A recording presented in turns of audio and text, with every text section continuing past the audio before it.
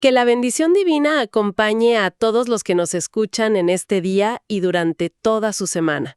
Muchas gracias por esa apertura. Es un verdadero privilegio dar inicio a esta inmersión profunda.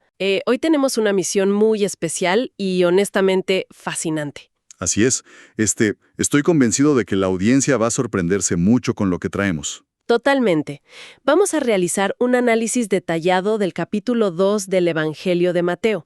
Y para desentrañar todo esto, nos estamos apoyando en las notas exegéticas e históricas de dos fuentes formidables. Claro, la Biblia de Estudio Holman y la Biblia de Estudio NAA. Exacto. El objetivo principal de nuestro análisis de hoy es dejar atrás esa imagen tradicional, o sea, esa típica estampa de tarjeta de felicitación navideña que todos conocemos de memoria. La del pesebre tranquilo y nevado. Esa mera. Queremos descubrir la verdadera y cruda historia que yace debajo del texto. Y es una narrativa intensa, llena de intriga política, de tiranía, profecías antiguas y un simbolismo histórico absolutamente asombroso. A ver, vamos a desempacar esto.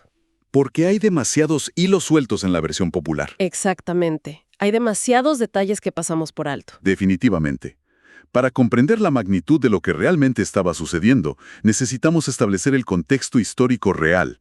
No estamos ante un simple y pacífico cuento de invierno, sino frente a un documento que describe un momento de profunda agitación política y espiritual en el antiguo Medio Oriente. Un terreno muy hostil. Así es, y el objetivo es conectar los puntos históricos y entender el porqué detrás de cada evento narrado en las fuentes. Se hace evidente que cada detalle geográfico, cada movimiento de los personajes y cada palabra que Mateo decidió registrar tiene un peso teológico monumental.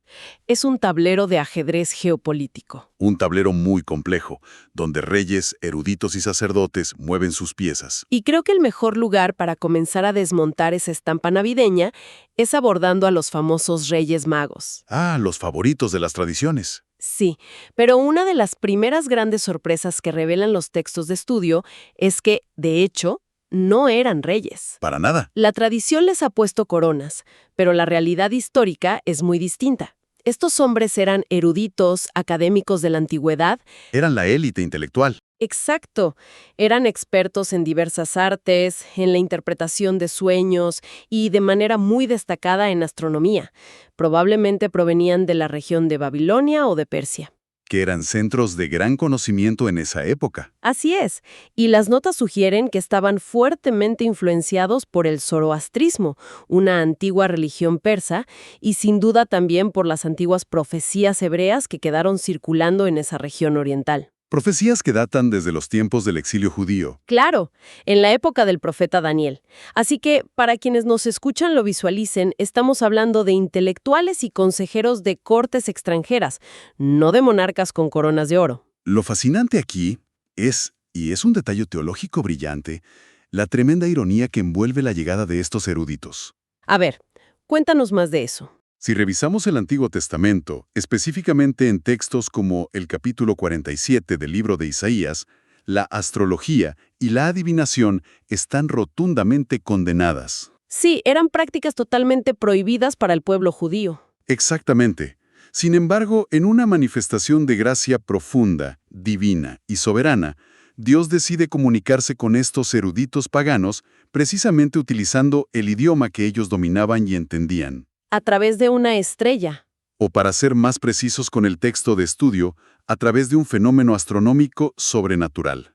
Mateo describe que esta estrella iba delante de ellos y luego se detuvo sobre un lugar específico. Y ningún cometa común ni conjunción de planetas hace eso. Ninguno. Es un acto de revelación directa. Es una maravilla. Es como si el autor de la historia decidiera romper sus propias reglas literarias para alcanzar a quienes estaban más lejos. Utiliza el entendimiento limitado de estos hombres para guiarlos hacia la verdad definitiva. Absolutamente. Y desde una perspectiva teológica, esto representa un símbolo temprano y muy poderoso de la victoria de Jesús sobre cualquier otro dominio. Desde el primer momento. Sí, desde su misma infancia. La narrativa nos muestra a Cristo atrayendo a quienes antes practicaban artes que los textos sagrados consideraban oscuras.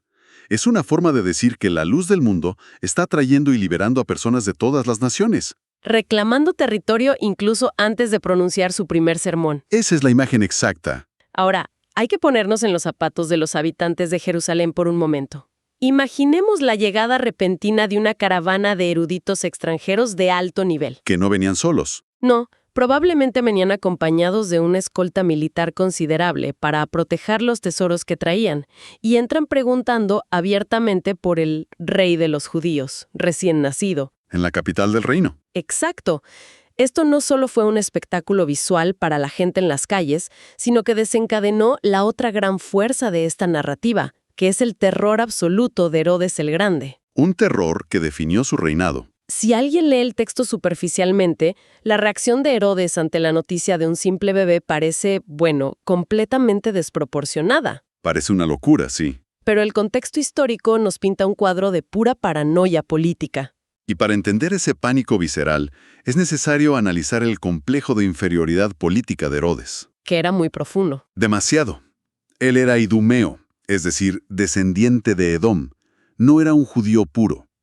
Gobernaba la región de Judea no por derecho de sangre o por la línea del rey David, sino porque el Senado romano lo había colocado allí. Era un títere de Roma, básicamente. Un títere muy poderoso.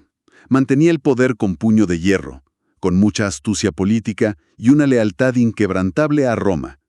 Su título de Rey de los Judíos era un nombramiento burocrático, una farsa dinástica. Claro. Entonces, cuando figuras prominentes de un imperio rival en el Oriente llegan anunciando el nacimiento del rey legítimo, se encienden todas las alarmas en el palacio.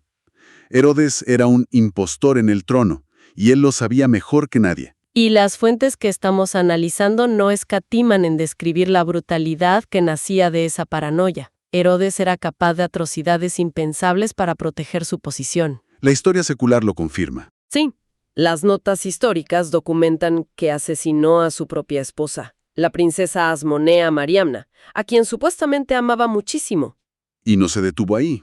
No, asesinó a varios de sus propios hijos y a múltiples parientes cercanos simplemente ante la más mínima sospecha de traición.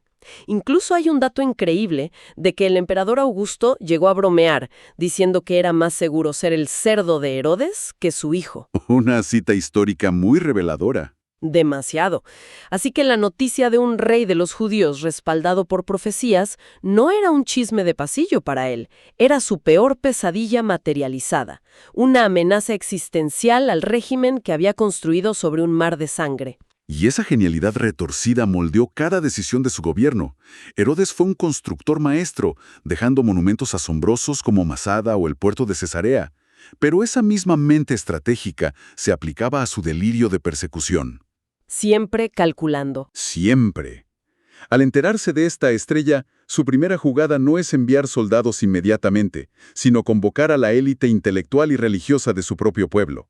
Reúne a los principales sacerdotes y a los escribas. Quería información precisa. Necesitaba inteligencia exacta.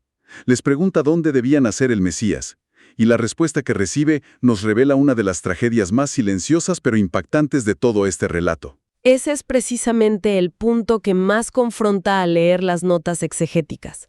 Resulta que Belén, la pequeña aldea donde estaba profetizado que nacería el Mesías, se encuentra a tan solo 10 kilómetros al sur de Jerusalén. Una distancia minúscula. Es una distancia que se puede caminar en un par de horas.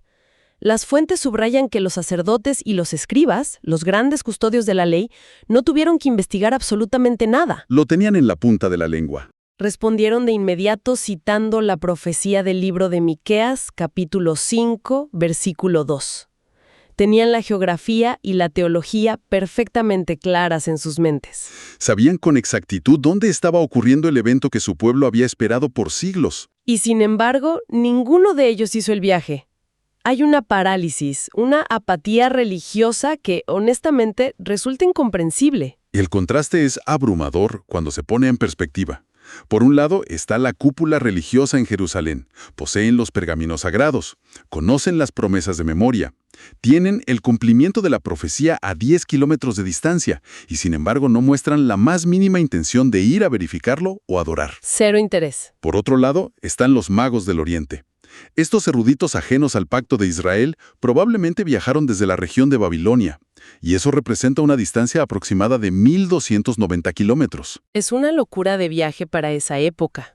Cruzar el desierto y las antiguas rutas comerciales con una caravana de ese tamaño les habría tomado alrededor de 40 días de dura travesía, Con bandidos, con clima extremo. asumiendo riesgos inmensos y un costo financiero monumental. Un grupo viaja más de 1.000 kilómetros guiado por un fenómeno en el cielo, y el otro grupo no es capaz de caminar 10 kilómetros guiado por sus propias escrituras. Es una imagen que desarma por completo cualquier noción de que el conocimiento intelectual garantiza la devoción. Así es. Y hablando del largo viaje de los magos, las notas de estudio aclaran un detalle de logística que también rompe por completo la escena del clásico pesebre. Otra pieza del rompecabezas que cambia. El texto original griego, al describir la llegada de estos eruditos a Belén, especifica que entraron en una casa, no en un establo, no en una cueva. Para ese momento, la familia ya se había reubicado en una vivienda. Ya estaban instalados. Además, la palabra utilizada para describir a Jesús indica que ya era un niño, posiblemente de hasta 2 años de edad y no un recién nacido de días. Un detalle crucial para la cronología. Y es en el interior de esta casa donde finalmente se postran, abren sus tesoros y presentan regalos muy inusuales para un niño. Le dan oro, incienso y mirra. Esos regalos merecen un análisis profundo. Por supuesto, el nivel simbólico y profético es innegable. El oro para la realeza, el incienso para la deidad. Y la mirra, que es una resina sumamente aromática y costosa, era utilizada comúnmente en el mundo antiguo para propósitos medicinales y, de manera muy específica, para el embalsamamiento de cadáveres. Un regalo bastante sombrío para un niño. Es como si el regalo estuviera proyectando una sombra sobre la vida del niño, insinuando su destino final y sacrificial desde la misma sala de su casa. Impresionante. Pero si conectamos esto con el panorama general de la historia y las notas de la Biblia de estudio NAA, descubrimos una aplicación increíblemente pragmática de estos tesoros. Claro, porque hay que pensar que para un artesano o trabajador de la construcción como José y una joven madre como María, recibir cofres con oro, incienso y mirra equivalía a recibir una fortuna incalculable de la noche a la mañana. Era un capital enorme. Y la sincronización es perfecta. No era un regalo para asegurarles un futuro de lujos allá en Galilea. Esos recursos materiales funcionaron literalmente como la providencia divina indispensable para costear lo que ocurriría esa misma noche. Una huida repentina. Desesperada y no planificada hacia otro país. Dios proveyó los fondos de emergencia para convertirlos en refugiados. Y lo hizo utilizando las manos de astrólogos extranjeros. Es una logística impecable. Una providencia que llega justo a tiempo, porque la advertencia celestial no se hace esperar. José es instruido en un sueño para que tome al niño y a su madre y escapen a Egipto. ¿Por qué a Egipto específicamente? Geográficamente, Egipto era la opción lógica más segura. Era una provincia romana distinta, fuera de la jurisdicción y de la red de espías de Herodes el Grande. Ah, claro, Herodes no tenía poder ahí. Exacto. Y además, albergaba una población judía bastante numerosa, donde una familia de refugiados podía pasar desapercibida y asimilarse temporalmente. Y mientras ellos inician el escape hacia el sur, la furia contenida de Herodes explota en Belén. La peor cara de su tiranía. Las notas explican que los eruditos, advertidos también por revelación, regresaron a su tierra usando una ruta alternativa, evitando Jerusalén por completo. Y al sentirse engañado, el tirano toma una decisión escalofriante.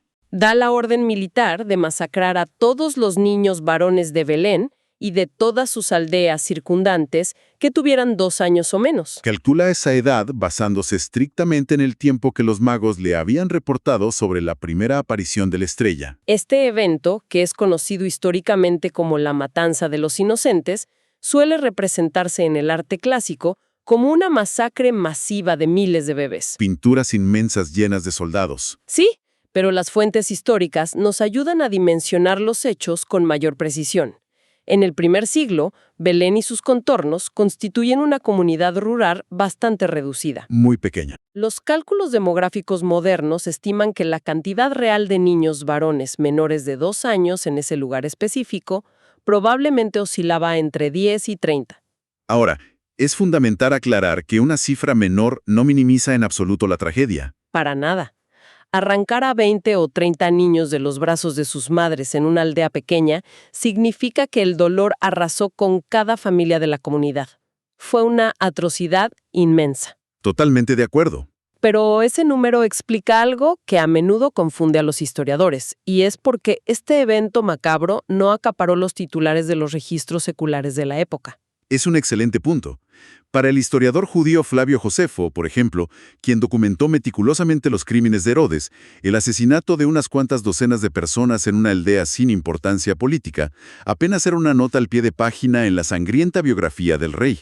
¿Qué nivel de oscuridad? Las fuentes relatan que el nivel de maldad de Herodes era tan extremo que, sabiendo que su propia muerte estaba cerca y consciente de que el pueblo se alegraría, mandó a arrestar a decenas de líderes judíos prominentes en el hipódromo de Jericó. ¿Y eso para qué? La orden secreta era ejecutarlos a todos en el instante en que él diera su último respiro. Quería garantizar que hubiera llanto genuino y luto nacional el día de su funeral, aunque fuera por las razones equivocadas. Es escalofriante. Ese era el monstruo que ocupaba el trono. Y al registrar esta tragedia en Belén, el Evangelio de Mateo hace algo magistral. No presenta este episodio oscuro como un simple accidente colateral de la historia. Las notas exegéticas muestran cómo el autor conecta los puntos para revelar una estructura teológica profunda. Presenta a Jesús como el nuevo Moisés. Mateo cita deliberadamente dos pasajes proféticos clave. El primero es del profeta Oseas, capítulo 11, versículo 1, que dice: «De Egipto llamé a mi hijo». ¿Y el segundo? El segundo es de Jeremías, capítulo 31, versículo 15, que evoca la imagen desgarradora de la matriarca Raquel llorando desconsoladamente por sus hijos perdidos. Al tejer estos textos, la narrativa muestra a Jesús reviviendo la historia de la nación de Israel, pero llevándola a su culminación. Los paralelismos son verdaderamente asombrosos cuando se examinan de cerca. En el relato del Éxodo, un gobernante tiránico y paranoico, el faraón, decreta la muerte de los bebés varones hebreos. Moisés sobrevive de manera providencial, escapa y eventualmente regresa para convertirse en el instrumento que libera a su pueblo de la esclavitud física en Egipto. Y siglos después, la historia hace eco. Un nuevo tirano, Herodes, decreta la aniquilación de los niños en Belén. Jesús escapa, pero la ironía histórica es que encuentra refugio temporal precisamente en Egipto, la antigua casa de opresión de sus antepasados. Y escapa para luego regresar como el libertador definitivo. Solo que esta vez no viene a emancipar a una nación de un imperio terrenal, sino a liberar a la humanidad entera de una esclavitud mucho más profunda y arraigada. La tiranía del pecado y la muerte. Es una narrativa brillante que resonaba profundamente con la audiencia original de Mateo. Quienes conocían las escrituras hebreas al revés y al derecho, les estaba comunicando que la gran historia de redención de Israel no estaba en el pasado, sino que estaba alcanzando su clímax frente a sus ojos. Pero el viaje de la familia no termina en Egipto. No, la resolución de este capítulo está llena de más complicaciones políticas y de profecías ocultas en el lenguaje. Herodes el Grande finalmente muere, lo que la historia secular ubica alrededor del año 4 a.C. Un detalle importante que revelan las notas es que esto ajusta a nuestro calendario moderno. Históricamente, el nacimiento de Jesús tuvo que haber ocurrido entre el año 5 o el 6 a.C. para coincidir con el tiempo de la estrella y el exilio. Y al morir el rey, un mensajero divino avisa a José que el peligro inmediato ha pasado y es hora de regresar a la tierra de Israel. Pero el regreso a casa no es tan sencillo. Para nada. Uno imaginaría que la familia intentaría volver a establecerse en Belén o al menos en algún lugar cerca de Jerusalén, en la región de Judea. Sin embargo, al llegar a las fronteras, José se entera de las noticias políticas y hay un cambio abrupto de planes. El motivo de este desvío tiene nombre y apellido: Arquelao. ¿Quién era Arquelao? Bueno, el reino de Herodes fue dividido entre sus herederos, y Arquelao tomó el control de las regiones de Judea, Samaria e Idumea. Y si Herodes el Grande era un tirano brillante y paranoico, las fuentes históricas describen a Arquelao como un déspota cruel, pero profundamente incompetente e inestable. Una combinación peligrosa. Su mandato fue tan desastroso, marcado por masacres en el templo y una tiranía tan insoportable, que eventualmente los propios judíos y samaritanos enviaron delegaciones al emperador César Augusto suplicando que interviniera. Y Roma intervino. Pero Roma finalmente destituyó a Arquelao y lo desterró a la Galia. Conociendo el clima de terror que este nuevo gobernante imponía, José actúa con enorme prudencia. Recibe una confirmación divina adicional en sueños y decide evitar la región de Judea por completo, Desviando la ruta de la familia mucho más al norte. hacia la región montañosa de Galilea. Y el lugar donde finalmente deciden echar raíces no es una metrópolis brillante, sino una aldea minúscula llamada Nazaret. Un punto apenas visible en el mapa. Las estimaciones arqueológicas y demográficas que encontramos en las notas de estudio indican que era un asentamiento casi insignificante, con una población que iba de unos 200 a, siendo muy generosos, unos 1.600 habitantes, Era un pueblo agrícola geográficamente aislado en un valle. y que cargaba con un estigma social pesado. La élite cultural y religiosa del sur miraba a los galileos y especialmente a los nazarenos con un profundo desdén. Los veían como gente sin educación y sin importancia. Y es aquí donde Mateo concluye el capítulo con una afirmación que ha dejado a los lectores rascándose la cabeza durante siglos. Dice que al establecerse en Nazaret, se cumplió lo dicho por los profetas. Será llamado Nazareno. Ahí viene el gran misterio. Exacto. La gran incógnita es que cuando uno lee el Antiguo Testamento de tapa a tapa, esa frase literal simplemente no existe. No hay ningún versículo que diga eso. Es una de las aparentes contradicciones que las Biblias de estudio resuelven de una manera fascinante. Cuéntanos sobre esa resolución. Mateo no cometió un error ni inventó una cita. La clave está en comprender que Mateo no está citando un versículo específico de forma literal, sino que está resumiendo un tema profético general mediante un sofisticado juego de palabras en hebreo. Un recurso literario muy de la época. Así es, las notas explican que las consonantes de la palabra Nazaret, que son la N, la Z y la R, están directamente relacionadas con la palabra hebrea netzer. Y netzer se traduce literalmente como renuevo o rama. Y esa palabra, netzer, sí que tiene un peso enorme. Muchísimo peso. Es una referencia directa a profecías como la del capítulo 11 del libro de Isaías, donde se anuncia que un renuevo, un brote fresco, saldría de las raíces que parecían muertas de la familia del rey David. Es una imagen de esperanza mesiánica brotando de un tocón talado. Exacto. Ese es el primer nivel del cumplimiento. Pero hay una segunda capa interpretativa igual de poderosa relacionada con el estatus social de Nazaret. El estigma que mencionábamos. Sí, como decíamos, era un lugar despreciado. Años más tarde, en la narrativa bíblica, veremos a personas instruidas preguntando con genuina incredulidad, ¿acaso puede salir algo bueno de Nazaret? Reflejando ese prejuicio cultural. Este origen marginal y menospreciado captura perfectamente el espíritu de profecías mayores, como el famoso capítulo 53 de Isaías. Que anunciaba a un Mesías que sería visto como un siervo sufriente. Alguien sin atractivo ni estatus terrenal, experimentado en el rechazo. Por lo tanto, el título de Nazareno encapsulaba maravillosamente tanto su verdadera identidad real como el renuevo prometido, así como la naturaleza profundamente humilde y rechazada de su misión en la tierra. Es simplemente extraordinario ver cómo un texto antiguo, que quizás hemos escuchado 1000 veces en lecturas superficiales, revela tantas capas de complejidad y genialidad cuando nos tomamos el tiempo de cruzar la información con herramientas históricas y exegéticas. Es una riqueza inagotable. Para recapitular el inmenso terreno que hemos cubierto hoy, hemos observado cómo el cruce de datos transforma un relato infantil en una verdadera épica histórica. Una historia de supervivencia y de poder político corrupto. Hemos visto el poder de la providencia divina maniobrando magistralmente frente a la tiranía violenta de un imperio que se sentía intocable. Hemos analizado cómo unas simples resinas y oro financiaron el rescate de la esperanza de la humanidad. Y cómo las profecías antiguas se entrelazaron con exactitud milimétrica. A través de la geografía, el terror político y la lingüística hebrea. Es un claro testimonio para la audiencia de que nunca debemos conformarnos con la versión simplificada de la historia. Y analizando todo este recorrido, surge una reflexión que vale la pena explorar y que va más allá de la historia política de Herodes o del viaje de los magos. A ver, adelante. Hemos visto cómo la familia se asienta finalmente en Nazaret para cumplir la profecía de humildad. Pero si extendemos esa idea, nos topamos con un concepto asombroso. El rey legítimo del universo. El punto focal de todas estas profecías y movimientos astronómicos pasó los siguientes 30 años de su vida sumergido en el anonimato total. Es cierto, trabajando en silencio. 3 décadas enteras trabajando con madera y piedra en una aldea de 200 habitantes, en el lugar más menospreciado del mapa, sin estatus, sin influencia y sin decir una sola palabra en público que quedara registrada. ¿Qué contraste con nuestra cultura actual? Exactamente.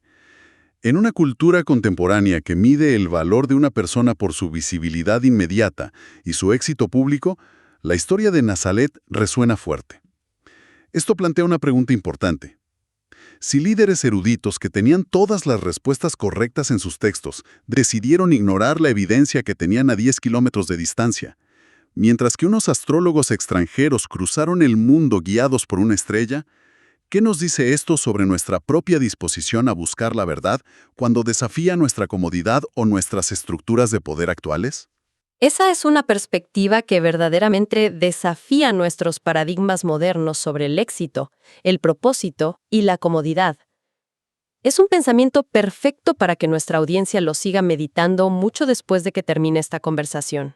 Ha sido un recorrido histórico y teológico sumamente enriquecedor, desentrañando los misterios de una narrativa que cambió el curso del mundo. Completamente. Agradecemos la dedicación de quienes valoran profundizar en las fuentes para encontrar la verdad sin filtros.